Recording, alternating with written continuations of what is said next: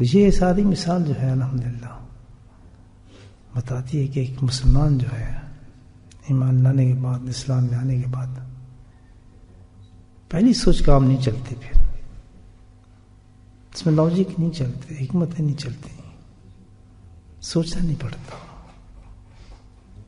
فکر نہیں. وہ انسان کبھی کامیاب نہیں ہو سکتا. قرآن کہتا ہے کبھی کامیاب نہیں ہوگا اللہ کے راستے میں. دنیا کی طرف بات نہیں ہے، اللہ کے راستے میں.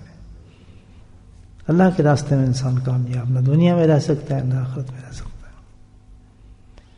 جس نے اللہ تعالیٰ کے احکام کے مقابلے کے اندر کوئی حکم اپنا رکھ دیا، اپنی فکر اپنی رکھ دی، اپنا لاجک اپنا رکھ دیا، یہ بھی ہو سکتا ہے یار ایسا ہو گیا تو فلاں ہو جائے گا، یہ ہو جائے گا، ہزاروں لاجک. آج کا زمانہ تو بہت ہی عجیب سوچ کا زمانہ ہے، اس معاملے میں بہت زیادہ آگے بڑھ گئے. تو یہ جو مثال ہے اللہ نے حکم دیا ہے انسان کو اطیعوا اللہ و اطیعوا الرسول وقت فاز فوزا عظیما.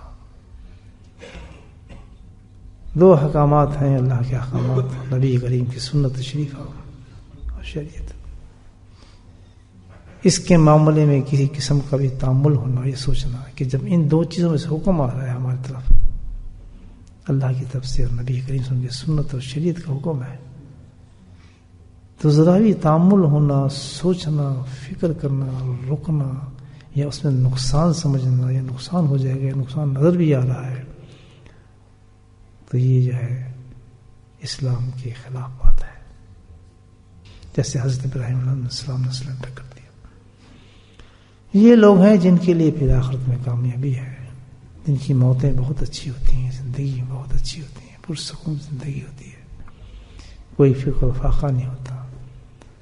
جب اللہ کی اس مرضی کے ساتھ انسان چلتا ہے اور زندگی گزارتا ہے تو اللہ اس کو اپنا محبوب بندہ بنا لیتا ہے، اس سے پیار کرتا ہے، اس سے پیار کرتا ہے، تو اللہ کا محبوب بندہ بن جاتا ہے. تو جو اللہ کا محبوب بندہ بن جائے تو اس کی زندگی پھر مختلف ہوتی ہے. ہماری نظر میں تو وہ آدمی کچھ اور ہوگا، لیکن اس کا اندر جو ہوگا الحمدللہ وہ بہت مطمئن اور پرسکون زندگی اس کی ہوتی ہے. ہر حالت کے اندر اس کے تفکرات دنیا جو ہے وہ ختم ہو چکے ہوتے ہیں. سارا جھگڑا جو ہے انسان کا وہ فکر دنیا پر ہے. روزہ جو ریفریش کرا رہا ہے ہمیں، وہ یہ چیز کرا رہا ہے کہ اللہ کی ہر بات کو بغیر چون چرا کے مان جاؤ تو کامیاب ہو جاؤ گے،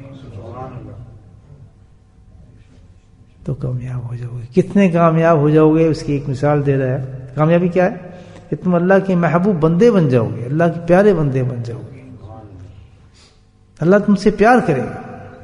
کتنا بڑا اعزاز ہے انسان پہ. یہ روزہ بتا رہے ہیں ہمیں، روزہ سمجھا رہے ہیں. دیکھیں، اور پھر اطیعوا اللہ اطیعوا رسول، نبی کریم صلی اللہ علیہ وسلم کی سنتوں کے ساتھ یہ حالت مجھے بتائیں آپ.